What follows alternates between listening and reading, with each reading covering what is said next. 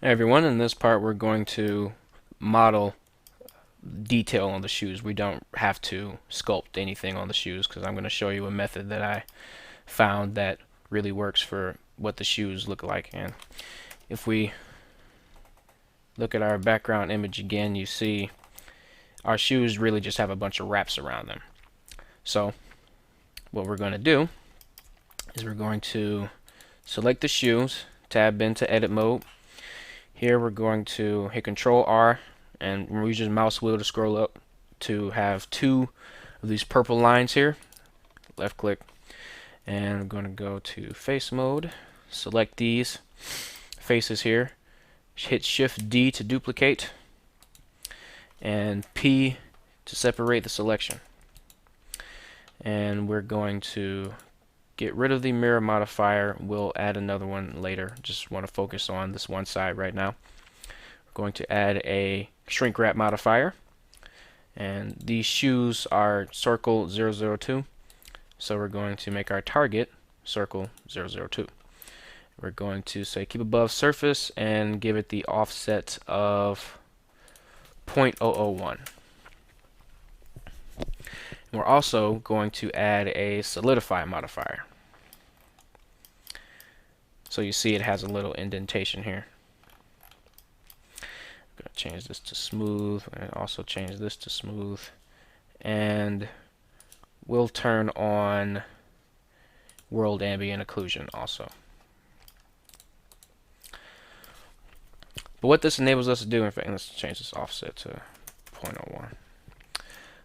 Or better yet, 0.006. There we go. So what this enables us to do is if I tab in the edit mode here and I hit G to grab and rotate it, you see it still stays above the surface regardless of where I move it to. And so the way to really get this going is, of course, use project front and make sure it's positive. But you see, we can easily form the wraps without changing much of the geometry. Just scale that. I just scale it down a little bit so that the projection part of it really works. So we have one wrap here. We're going to have two wrap objects for this part, and we're going to combine them once we're finished. So we're going to move this up here.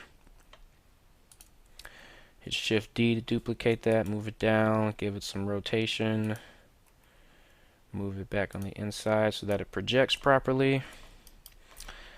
Hit Shift D to duplicate again, hit 3, and to help us out here we can scale that down, bring it inside, move it out like so. And another thing that will help us is if we gave this a subdivision surface modifier, just so these have more places to go. We'll add a edge loop in there. Well, actually, we'll bevel that, add a few edge loops in there. I'm just gonna move these on the inside here. So you see how it's conforming to the shape outside now, and we can fix the little peek through problems later once we apply it. And we're going to do this again. Shift D, I'm going to bring it down, I'm going to scale it, I'm going to rotate it,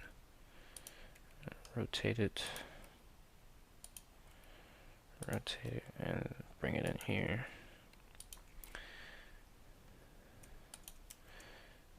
So you see how easy it is to make wraps with just the shrink wrap modifier. You don't need to do a bunch of fanciness.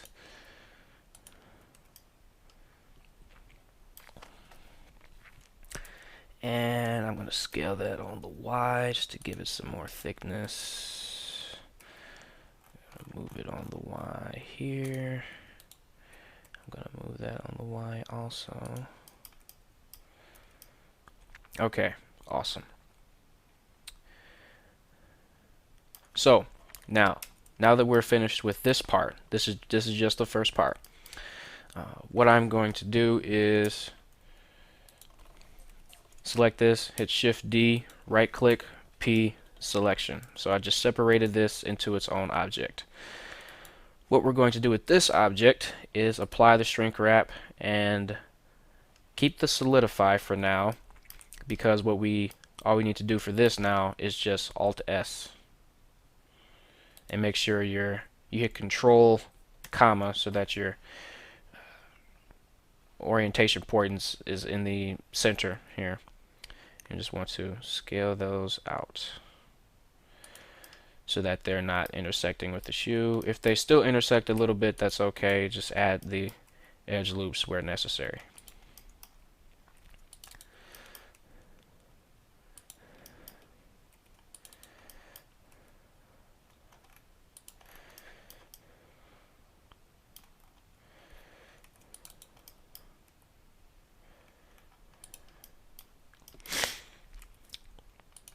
So this is just the detailing part.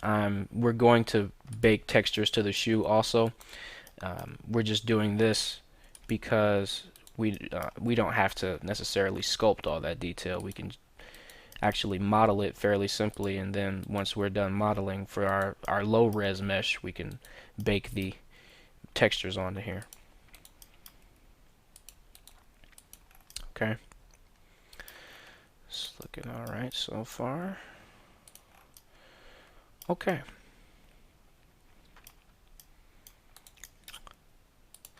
Alrighty. So we have these wraps here.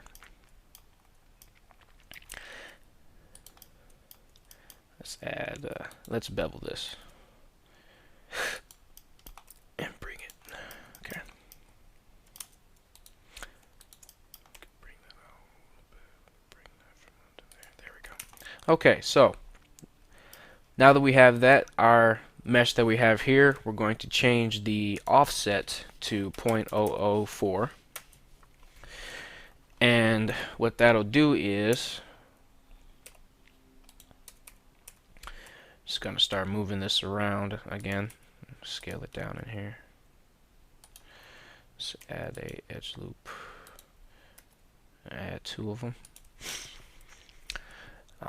So what that enables us to do is to keep the offset of this on the inside of the other wraps, so that it looks like, you know, it's wrapped around something.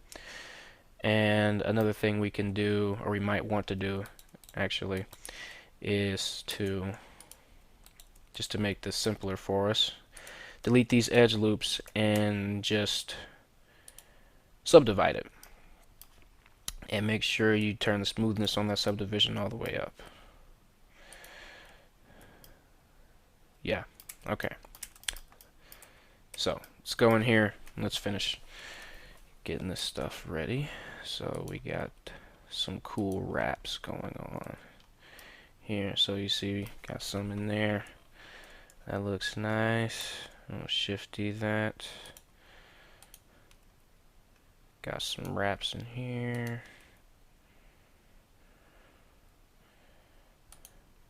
And remember to keep the wraps on the inside of the object for projection to work properly.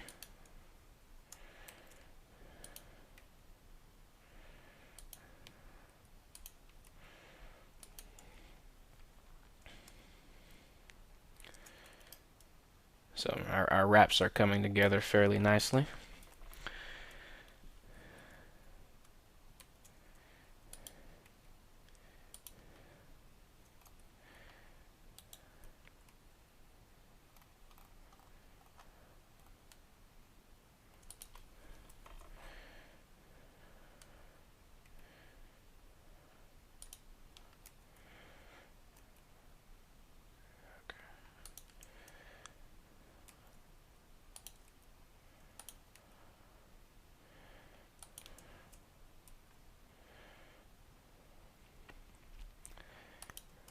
And then gonna move this way, just some more variety.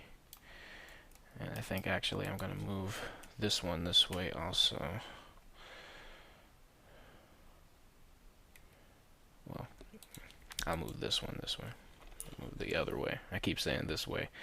I'm moving this object the other way. There we go.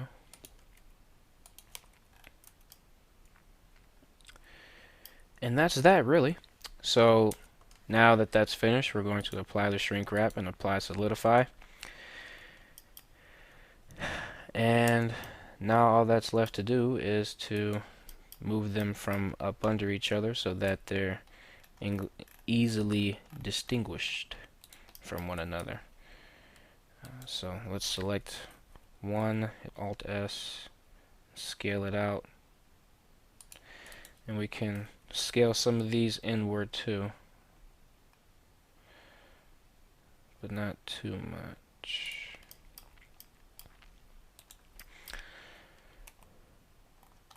Shrink wrap modifier does wonders for details and things like that. I recently found out how useful it was. I never used it in my workflow before, and ever since I started, I've found lots of different lots of different uses for it.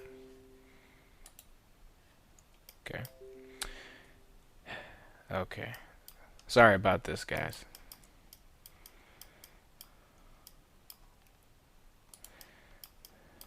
Why that kept popping up.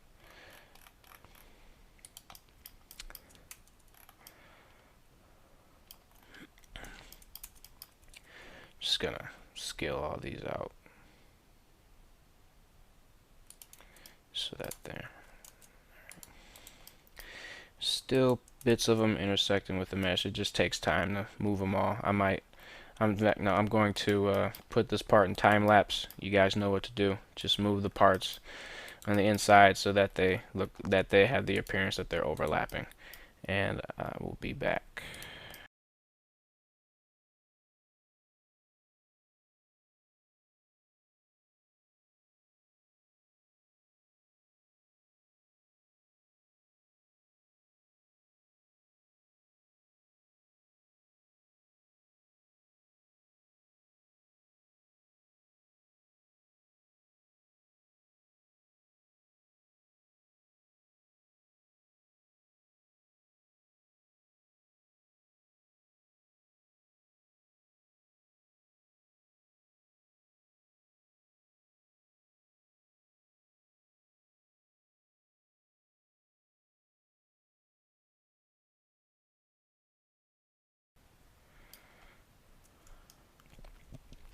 Alright, so once you've retopologized, I keep saying that. Once you've fixed all the wraps here, what we can do is now select both of them and Control J. Get rid of that one. Well, before we do that, make sure we apply the solidify on that one. Then hit Control J, and we could smooth this out a little bit more with the subdivision surface. Okay. Alright, just a few little things.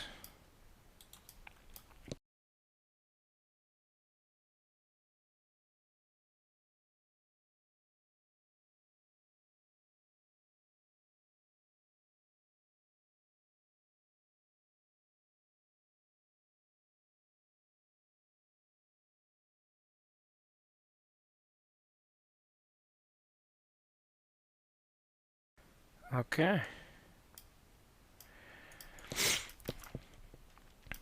Alrighty. So once that's finished, I can move some of the vertices in here on the inside a little bit to help us out. We can move some of these back here.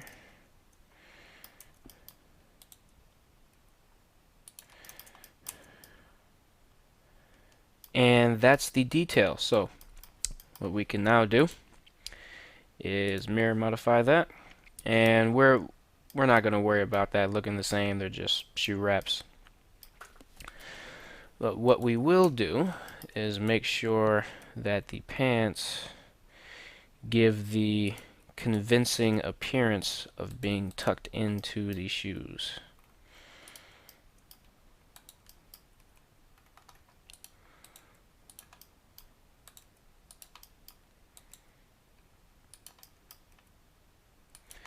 Try to make sure that the changes you make to the geometry aren't too severe, because it will mess with the multi-resolution modifier. So just be aware of that. I've ran into that problem quite a few times. So let me check it. Okay, we're good. We're good. We're good. Okay. And that's that part. So we're basically fine. We could keep it like this. We don't necessarily have to bake a texture, but we're going to bake a texture just because this is a lot of extra geometry that we'll be using a mesh deform cage to deform this, but it's better if we use the actual shoe under here, which is what we'll be using for retopology. So we have this shoe. We're going to move. So we're going to duplicate this, and we're going to hide it. We're going to move these two to the layer with our sculpted things on it. And let's move the pants to this layer also. Okay, so this is our detail layer. And what we're going to do is, alright, Alt H, unhide those. We're just going to scale the shoes up. So with Alt S. Alt S to scale them like so, like that. And we're just going to make sure, so I'm going to Shift S, cursor to center, and hit period, and we're just going to make sure that these bottom vertices are scaled to the bottom there. And that'll be that for baking. Now let's check to see how much bigger. Oh yeah, we're fine. This might be a bit of a problem for the normals. Actually, no, we'll be fine. We just need a cage to bake it. We will be fine. So we can actually scale this down a little bit, or we actually don't. Undo that. You don't need to scale it because we're going to use a mesh, not a mesh deform cage, but we're going to use a cage to bake the textures. So this is the shoes, and we're basically done with the main body. Not the main body, but you know the body, the structure. Now we just have to do the face, which will be in the next tutorial. So I'll see you then.